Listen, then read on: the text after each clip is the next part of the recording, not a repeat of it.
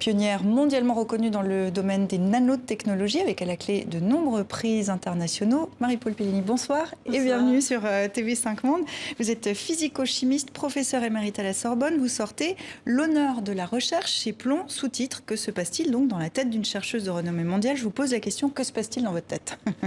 Eh bien, je m'amuse beaucoup, je joue beaucoup et j'avance pas à pas dans un domaine qui est un peu inconnu et qui remplit de joie, vraiment de joie et de bonheur. Et vous avancez de façon assez discrète quand même, parce que je parle donc de cette renommée mondiale et pourtant on ne vous connaît pas du grand public. Comment vous l'expliquez?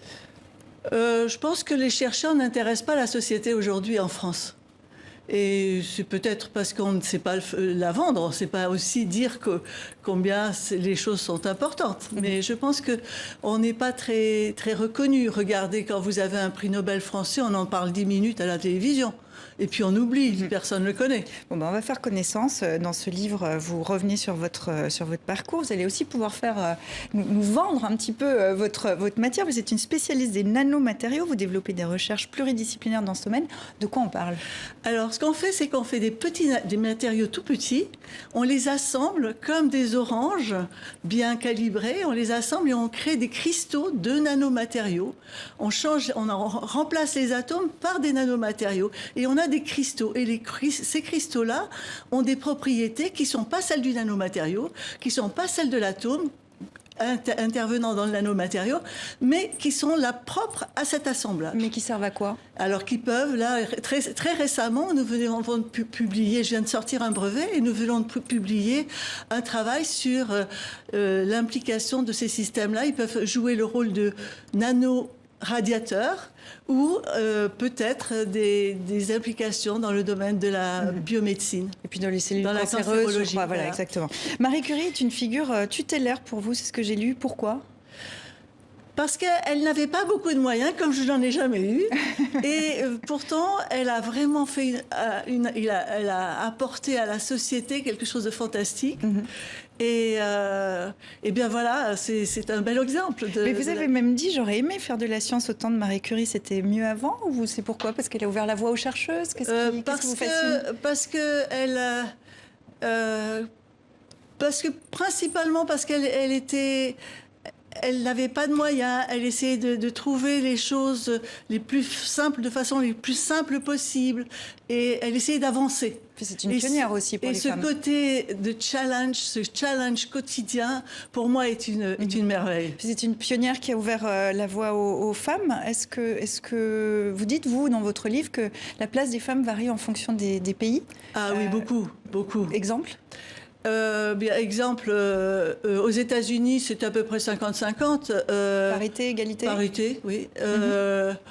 Dans les pays tels que le Japon et l'Allemagne, ça s'améliore beaucoup, mais il y a 25 ans, quand j'étais au Max Planck à Berlin, à part les secrétaires et moi, c'est tout ce qu'il y avait comme femmes.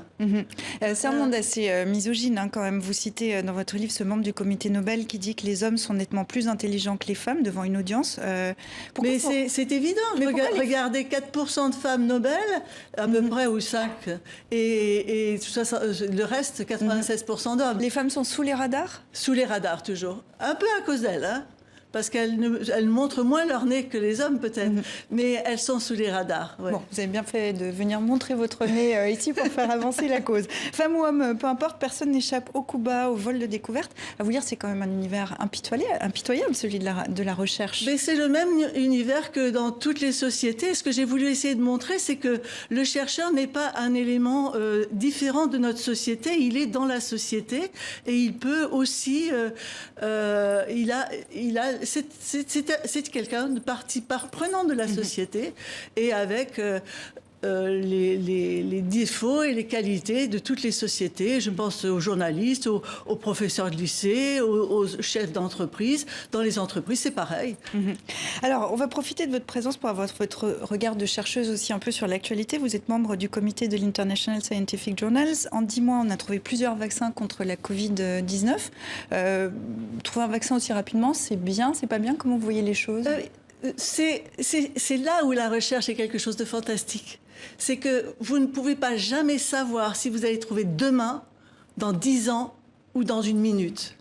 Ça peut tomber à n'importe quel moment. Il faut travailler beaucoup. Et ce vaccin, à l'évidence, vous avez des groupes qui ont travaillé énormément dessus. Eh bien, c'est tombé au bon moment. Mais c'est la preuve que la recherche peut aller très vite aussi. Elle peut aller très vite, comme elle peut être très lente, mais il ne faut pas mettre une pression trop forte sur le chercheur, parce que si vous lui mettez trop de pression, il est perdu. Mais c'est un problème de moyens aussi. Ah bien sûr, mais il n'y a pas que les moyens. Mais les moyens sont indiscutable. On va en parler parce que c'est une critique récurrente. La France n'alloue pas assez de moyens à la recherche. Vous soulignez dans le livre le fait que depuis 30 ans, les crédits n'ont cessé de diminuer malgré les discours affichés des présidents d'en faire une cause nationale, une priorité nationale. Président de droite comme de gauche, d'ailleurs, vous le précisez. Vous dites même que la recherche est le parent pauvre de notre société, une variable d'ajustement des comptes publics. C'est pas un peu excessif ? Non. Je ne pense pas du tout. Regardez notre nouveau prix Nobel, Emmanuelle Charpentier. Qu'est-ce qu'elle dit ? En France, on ne peut pas, elle n'aurait pas pu faire son travail. Elle n'aurait pas pu réaliser. Et c'est vrai, elle n'aurait pas pu réaliser ce travail-là. Et moi, je pense que je suis arrivée à une époque où j'ai eu la chance d'avoir pas mal d'étudiants. Aujourd'hui, si vous avez un étudiant ou deux, vous êtes bien content. On ne peut pas avancer dans ces conditions-là. Vous parlez des prix Nobel, mais il y a quand même 70 prix Nobel français, c'est pas rien. Au Royaume-Uni, 132, l'Allemagne, 108, pour comparer à l'échelle européenne, on va dire. Les Français sont bons, ils sont très bons. Il faut leur donner du courage et il faut les aider. Il ne faut pas les décourager en permanence parce qu'ils sont très bons. Nous avions, ce que je pense sincèrement, nous avions la plus belle recherche du monde. On n'a pas été capable de la garder. On avait les possibilités de développer une recherche de qualité. Moi, il y a 10 ans, j'ai entendu des Américains dire « il n'y a qu'en France qu'on peut faire ça ». Et pourtant, vous êtes allé travailler aux États-Unis. Eh bien oui, parce que, je suis allée... Mais moi, j'ai été reconnue avant à l'étranger, après en France. Il y a un véritable phénomène de fuite des cerveaux dans la recherche ? Je pense que oui. Je pense que si vous voulez vraiment faire de la recherche aujourd'hui, regardez notre Esther Duflo, regardez le nouveau prix Nobel. Ils sont partis. Mais quelles sont les solutions alors ? Parce qu'il y a des pays où ça marche mieux. Pourquoi ? Parce que, regardez l'Allemagne. L'Allemagne donne énormément de crédit et le chercheur a pignon sur rue. Il est considéré par la société allemande, ce qui n'est pas tellement le cas en France. Est-ce que des partenariats publics-privés, c'est une solution ?